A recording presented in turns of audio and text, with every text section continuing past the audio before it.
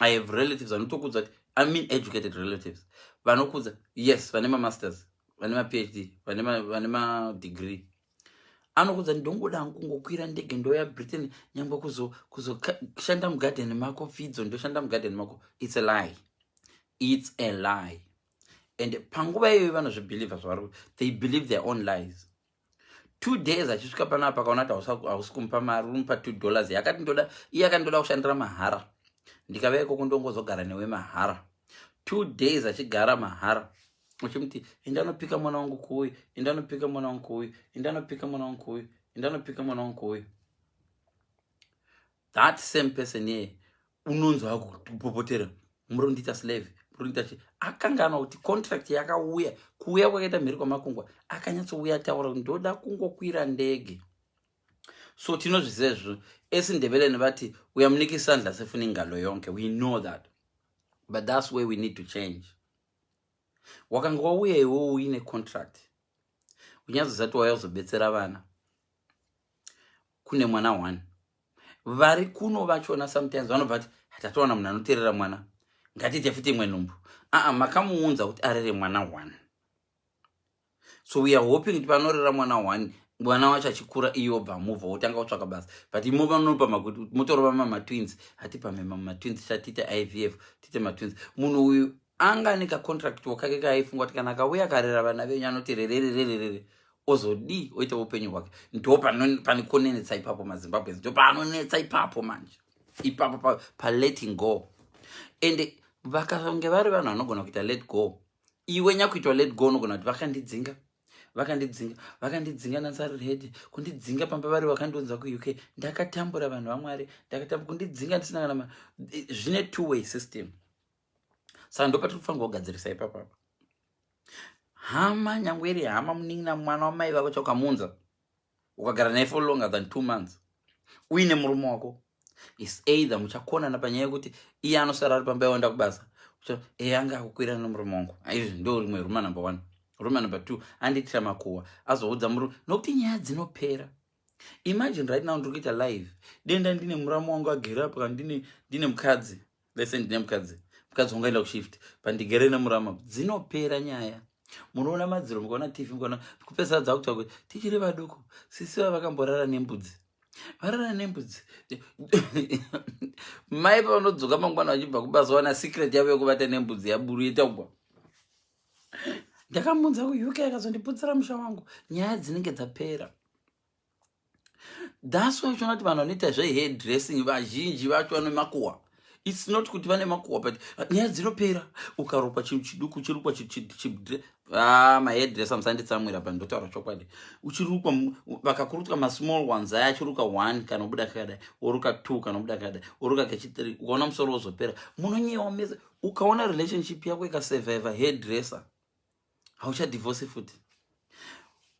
Angodarika munomuziva here murume adarika napapapo richirukwa musoro akambotinyaka anovatana nenge ane chigwere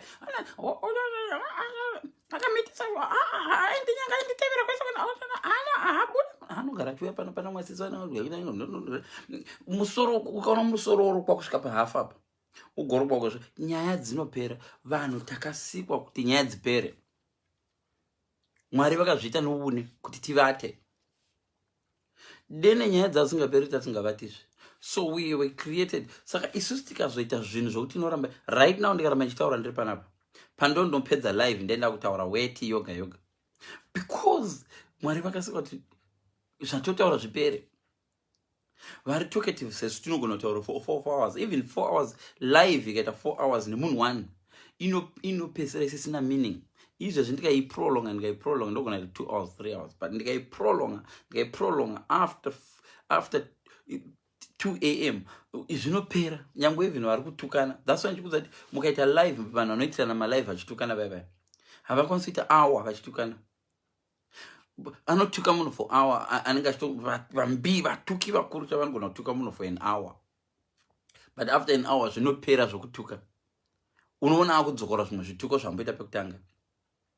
Yatova sign yekuti buda mudance floor.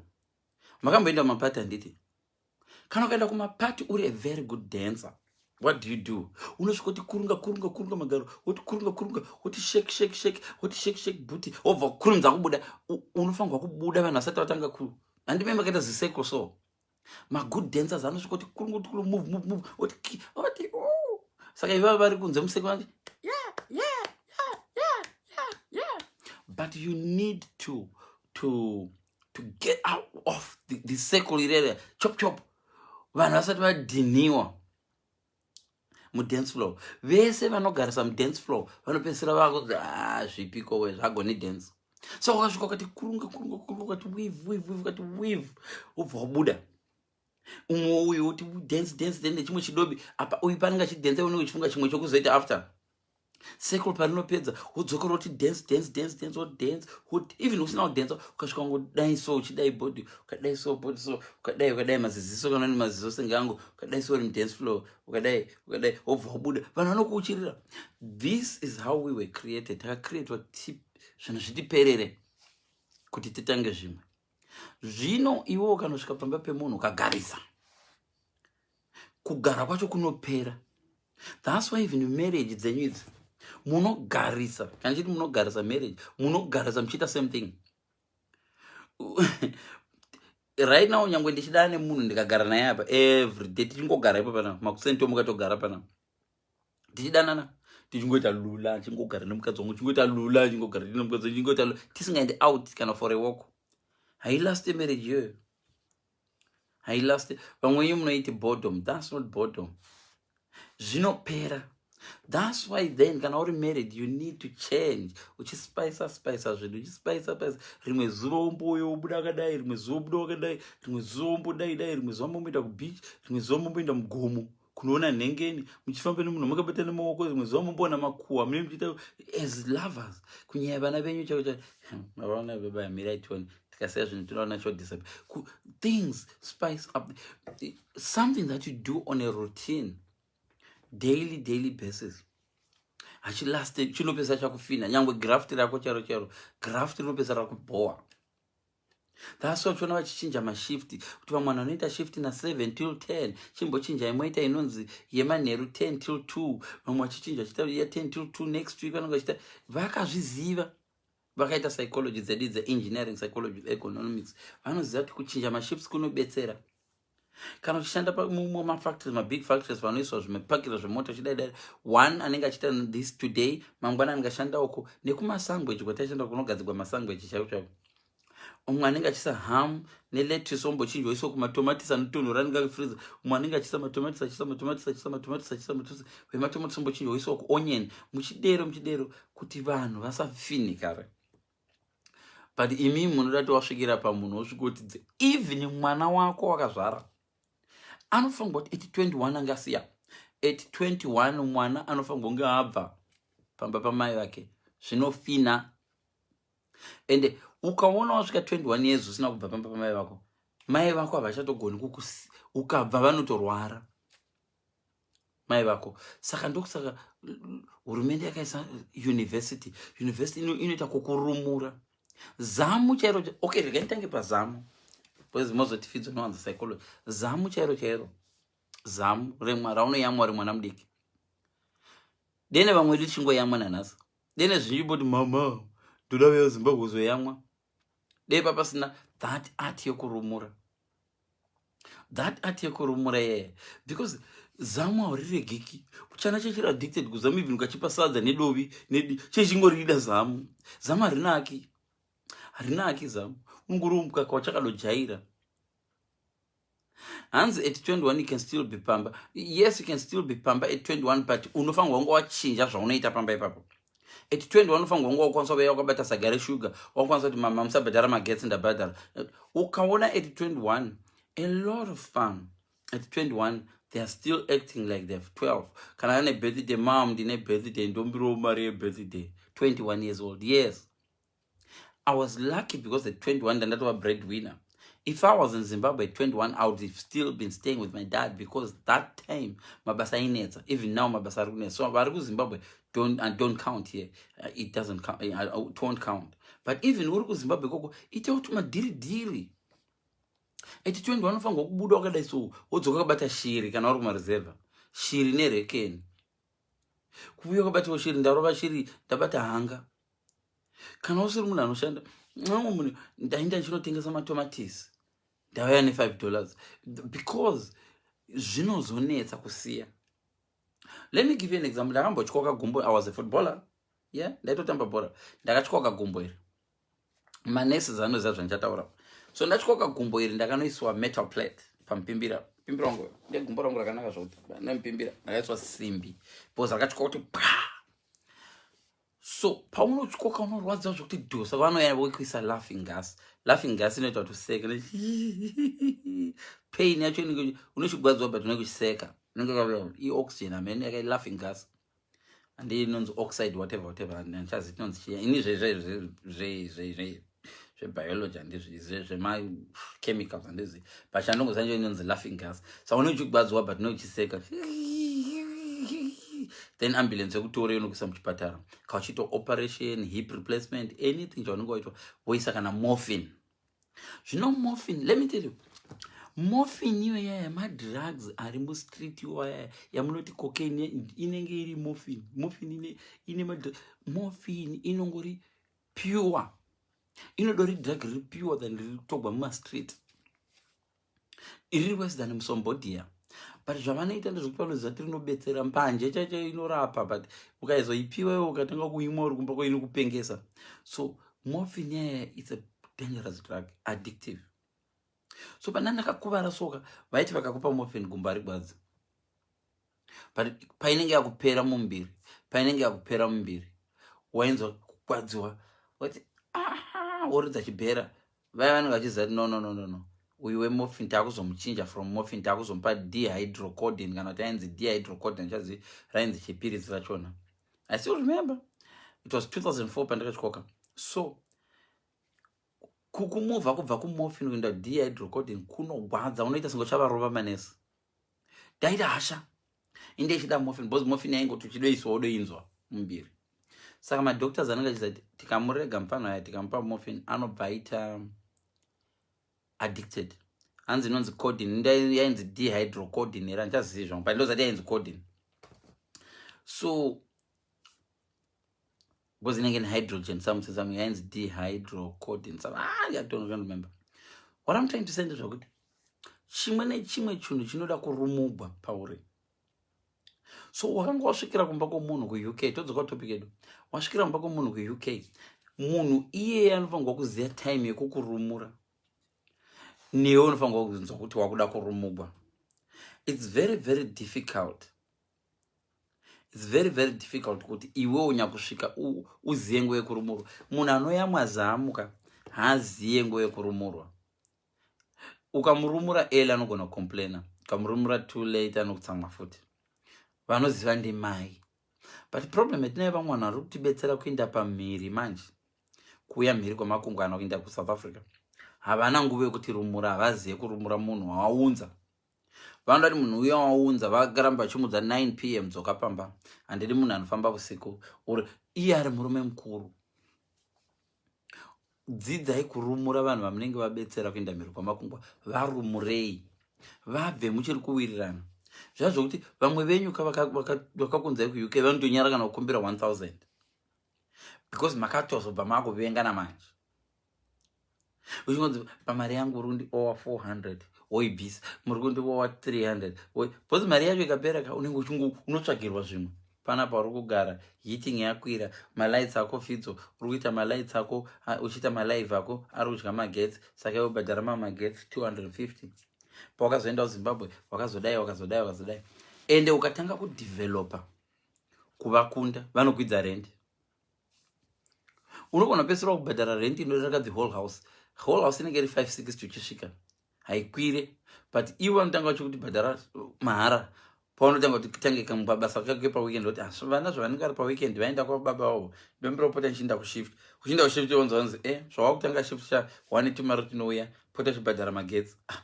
Mari yako ikaramba ichiita shift dzako dzichiita kupedza apa magetsi chipedza chipedza nerent. Uchiri kuda ndizvo wedzera imwe $50 yefood utenga wedzera unopedzisira wakubhadhara zvese. This is where we make a mistake, and this is exactly what happens. Vachaona live vamwe vachazotaura kuti Fidzo unotaura zvechokwadi. So you find munhu akakubetsera in a good way, akakutora kubva muhuruva chaimo. Hauchadomufariri. Because from huruva, vamwe vanhu vanotora nguruve from huruva. Nguruve yaya vonoigezesa neshawa, vodidi, voigarisa mubathroom, voita uchabudi panze. Hazvina kuipasa, hazvina kunaka. Because nguruve nature yayo inofanirwa kudzokera mudhaka. So vamwe vanhu vamunoburitsa muhuruva vanonida huruva, they live nehuruva. It's a stupid example, but ine meaning yandoda kuudzai. Ukatora munhu ukamubvisa muenvironment yake, ukamisa muenvironment yako, haafanirwi kukura ari muenvironment yako.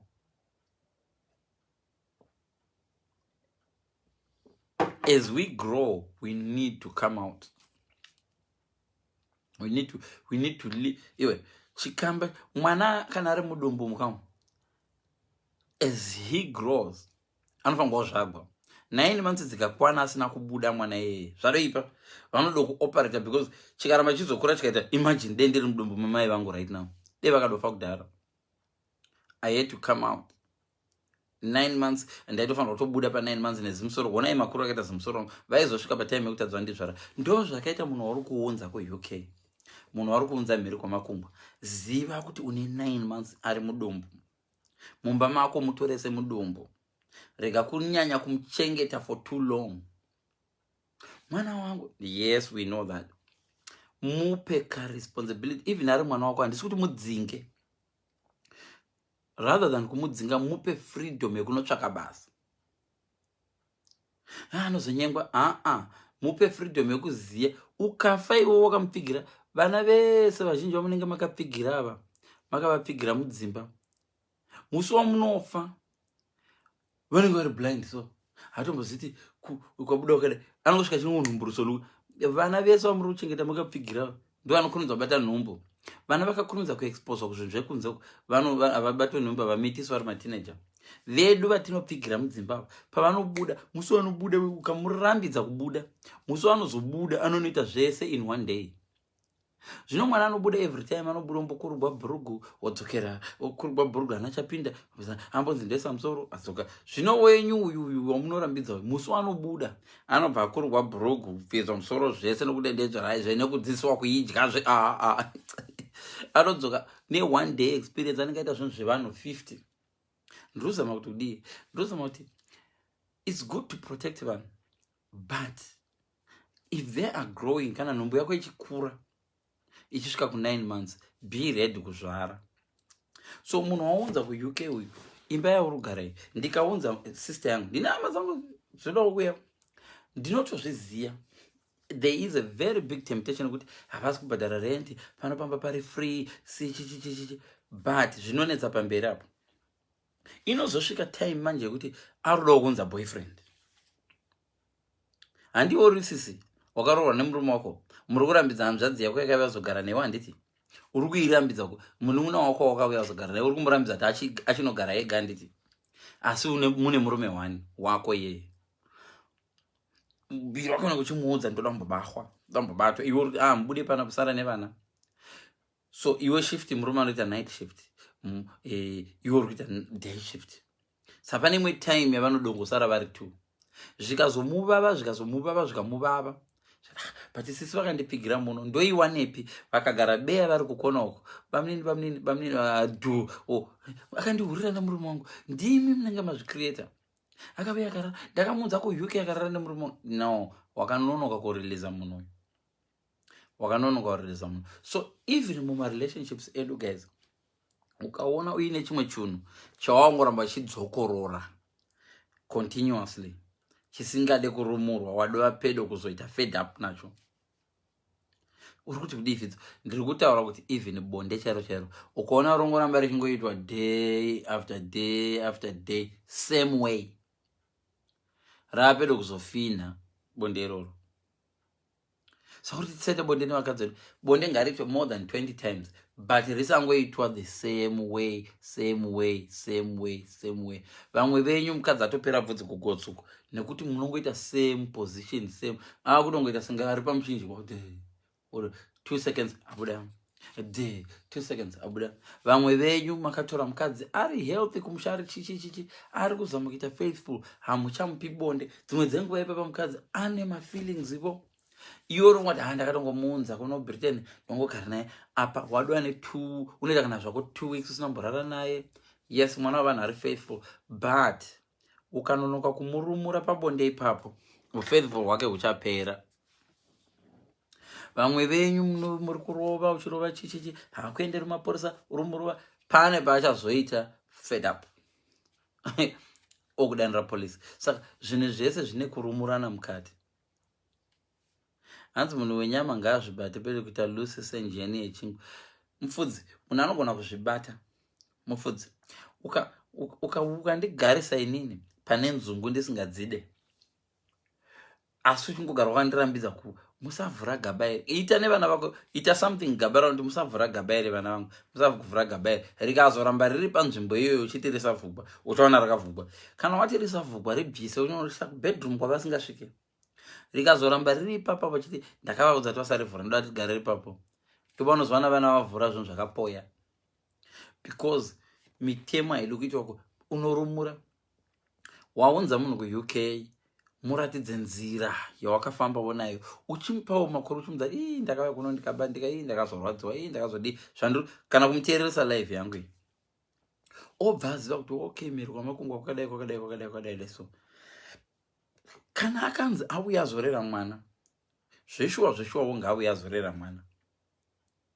Kune vanhu vazhinji vanoti okay, toda kundotora wokuruzevha asina chanoziva, kana asina chanoziva. Yes, zvinoshanda sometimes. Watora munhu asingagoni kana kuti a e i o u, wouya omureresa mwana,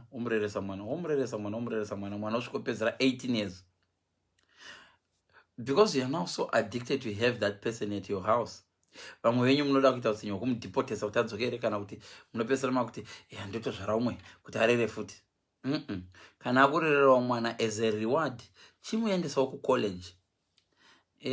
Magara kuno muchitererawo mwana, vana vedu vakura, chipotai muchinda maSaturdays kuKwork, because pay andiri kukupai 200 shoma, because vazhinji hatikwanisi kuvabhadhara mari aya anodiwa, tichivabhadhara underpayment. But before we go there, underpayment yatiri kuvaita iri nani pane zvavanga vachiwana kuZimbabwe, kwakusina kana senti ravachiwana, tavatora kumaruzevha Gokwe. But hazvirevi kuti kana watora munhu kuGokwe uchigara naye upenyu hwake hwese uchimupa nzungu, pane pamwe paunozosvika kuti serelakari chaiti mwanangu, chiuya timbodla bhanku yokuGhana, chiuya timbodla matoke ekuUganda, chimboya timbodla sadza rekuNigeria. So munhu waunza kuUK akapedzawo purpose yake yabuya, hakuna munhu anogara permanent. Unouya kuUK ukurerera vana vanosvika 8, uendawo kucollege, kuti uenda kuchikoro, chimubetsera watsvake tumashifts twanoita vana vari kuchikoro, achidzoka party time unopika vana, even zvingava zvisingabvumi, but achikwanisa kuwana tumwe extra mari. Nokuti vamwe vanhu munozobva mavaisa mujere, woenda kuchechi uku unowana mumwe munhu anova advise. Ende munhu iye wakabetsera kuuya akati ndafunga mbonogara hangu navatete, vanakuzivirepi, ndini ndakakuunza kuUK, wakundisiya inini. Munoda kudhipotesana. Unoziva zvinoitika sei izvozvo? Makakanganisa panyaya yekurumura. Patient ikaenda ndakudza ndakakuvara gumbo, pandakaenda muyo, they made sure that I had to come out of the hospital within 7 days kuti vamwe vabuye, because vanhu vanovhunika chamwari, vamwe vanenge vadonha pamudhudhudhu, zvimwe zvidhara zvinenge zvavazochinjwa mauyu. Every night kwaiuya munhu akatyoka.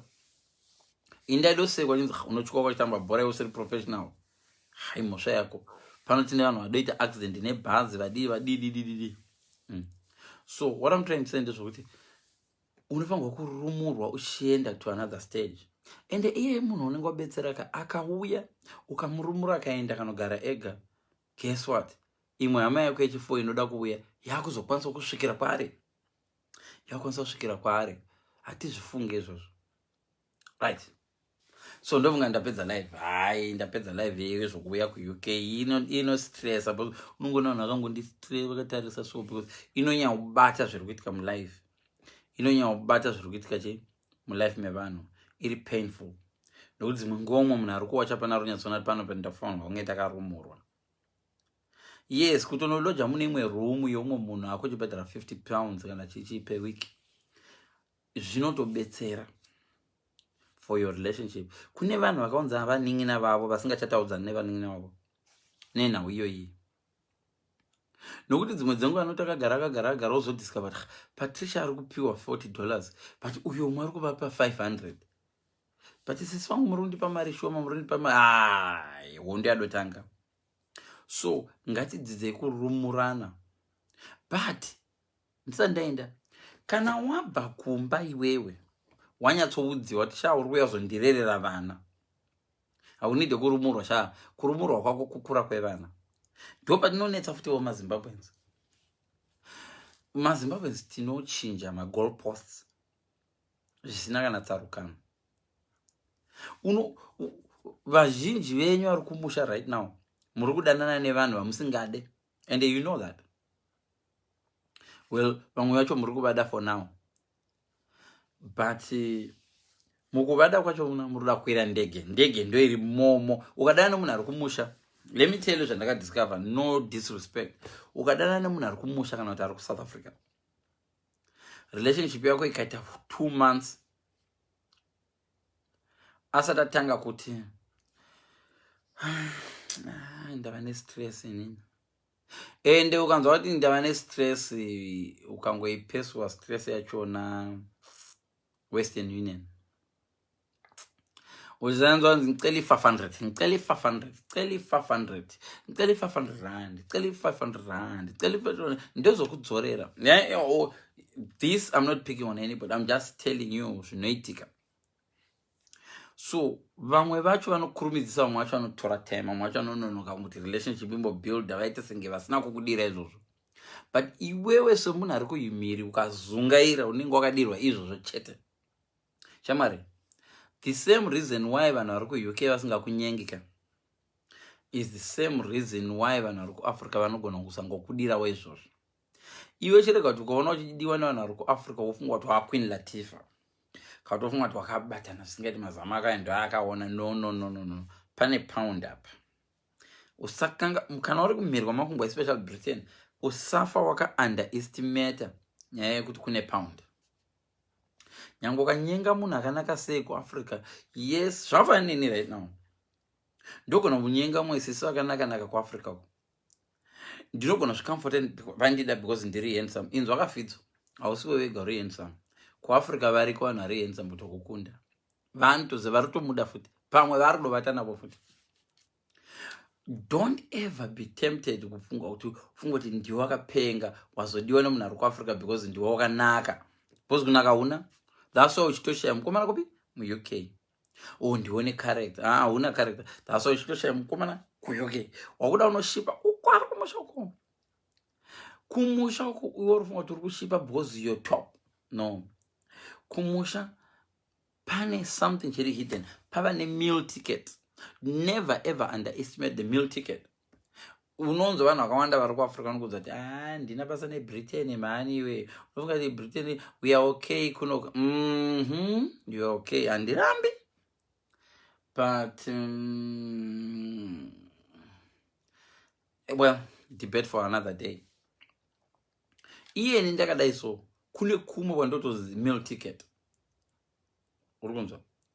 Beyonce kana tumwe munhu ari rich kana kuti mukadzi wa 50 cent akati ndinoda kuda marriage fidzo uya ndogona kumuda. But let's not forget kuti lifestyle nenge iripo. Ndechinzwa kuti womana ndigosvika muya ndingoda kutenga chiro ndikada zimota randangoda, which is why ndichikudza kuti hama dzaginimbi kana someone munogona kudiwa imi mukafunga kuti makapenga makanaka zva. No, don't forget the meal ticket.